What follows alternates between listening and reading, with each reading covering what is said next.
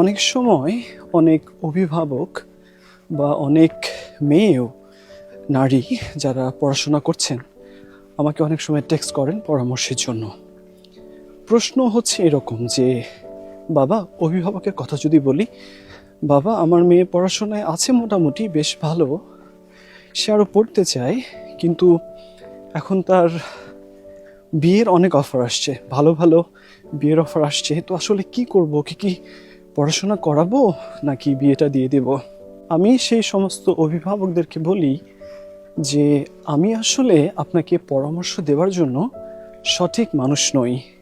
সঠিক মানুষটা হচ্ছেন সেই নারী, যেই নারীর ডিভোর্স হয়েছে এবং যার উপার্জন করার আর কোনো ক্ষমতা নেই।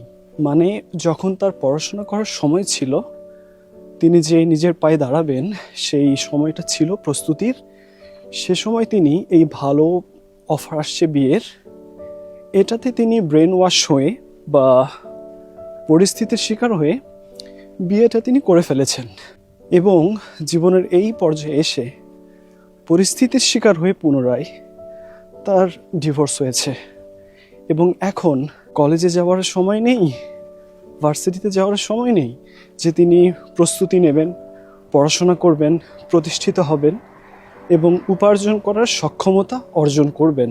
তো প্রথম কাজ যেটা একজন নারীর, সেটা হচ্ছে উপার্জন করার যে সক্ষমতা সেটা অর্জন করা। যেটা আপনার বিয়ের সময় থাকবে, পুরো জীবনে প্রচুর সময় থাকবে, কিন্তু উপার্জন করার সক্ষমতা অর্জনের যে সময়, পড়াশোনার যে সময়, সেটা সীমিত, লিমিটেড।